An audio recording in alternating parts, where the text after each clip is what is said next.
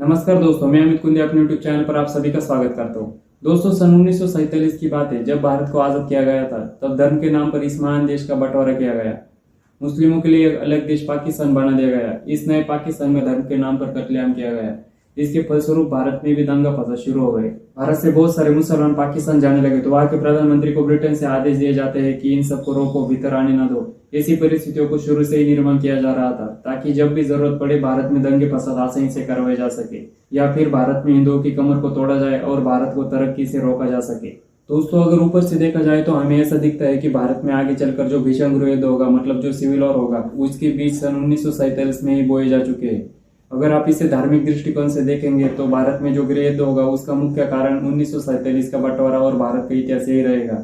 यह सब चीजें ग्राउंड लेवल पर असरदार रहेगी, पर ऊपरी स्तर पे इसका असर ज्यादा रहेगा, क्योंकि जब गृह युद्ध जैसी स्थितियां बनती है तब सबसे ज्यादा नुकसान देश के समृद्ध वर्ग को ज्यादा उठाना पड़ता है। इसी समृद्ध वर्ग के इशारों पे देश की सभी पॉलिटिकल पार्टी और राजनेता काम करते हैं। देखा जाए तो देश में पूंजीवाद का बोलबाला है। इन्हीं पूंजीवादियों के इशारों पर सरकारें चलती है। मौजूदा मोदी सरकार और कांग्रेस की राजीव गांधी सरकार पूंजीवादी सरकारों के कुछ बेहतरीन उदाहरण है।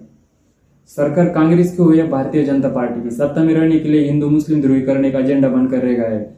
हाँ, ये बात अलग है कि सभी कांग्रेस सरकार इसमें पूरी तरह से इन्वॉल्व नहीं थी, क्योंकि सेकुलर विचारधारा के तहत वो थोड़े बहुत कम्युनिज्म को भी बढ़ावा देते आए। रही बात बीजेपी की, तो मौजूदा बीजेपी पूरी तरह से पूंजीवादी पार्टी है। पूंजीवादी अमीर अगर समृद्ध रहना चाहता है तो इस देश में कभी गृह युद्ध नहीं हो सकता। सिर्फ चुनावी जुमलों के तहत बीजेपी लोगों की भावनाओं के साथ खेलते आ रहे हैं और देश की बहुसंख्य लोगों की भावनाओं के साथ खेल रहे हैं।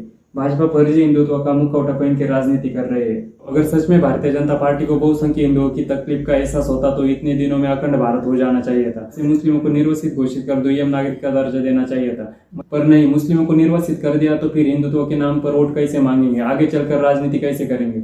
सारी समस्या हल कर दी तो पूंजीवादी दोस्तों की अमीरी पर संकट आ जाएगा। इन सब विचारों में बीजेपी खो जाती है। कुछ लोगों का मानना यह है कि अगर ऐसा ही चलता रहा तो भविष्य की पीढ़ियों के लिए ना घर का ना घाट का ऐसी स्थितियां बनती जाएगी और तब तक इन सब लोगों का बीजेपी हिंदुत्व के नाम पर इस्तेमाल करेगी। दोस्तों, देश से देश आगे बढ़ेगा, जनता की समस्या को दुर्लक्षित करने तो द्वारा धर्म युद्ध छेड़ा जाएगा। हिंदू या मुस्लिम दोनों अब कट्टर बनते जाएंगे। देश में गृह युद्ध होगा तो नहीं, सिर्फ वैसी स्थितियां बनाई जाएगी। ये अलग बात है कि एक न एक दिन गृह युद्ध जरूर होगा।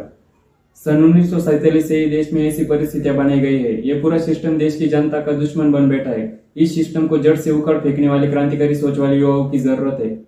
यहाँ पर मैंने हिंदू मुस्लिम तर्क भी इसलिए दिए कि अगर अब अगले 50 सालों में जमीनी गृह युद्ध हुआ तो यह सबसे बड़ा एक्स फैक्टर रहेगा, क्योंकि देश में आर्थिक, धार्मिक और ऐतिहासिक मोर्चे पर जो देश विघातक, देशद्रोही, अंदरूनी ताकतें फल फूल रही है, इन सबको देश के बाहर जो विदेशी ताकतें हैं, इन सबसे मदद मिल रही है। दोस्तों, यहाँ पर मैंने देश में बनने वाली गृह युद्ध की स्थिति पर विश्लेषण किया है और भी बहुत सारे पहलू है जिनको मैं आगे चलकर आपके सामने ले आऊंगा। दोस्तों, मेरे साथ बने रहिए। जय हिंद।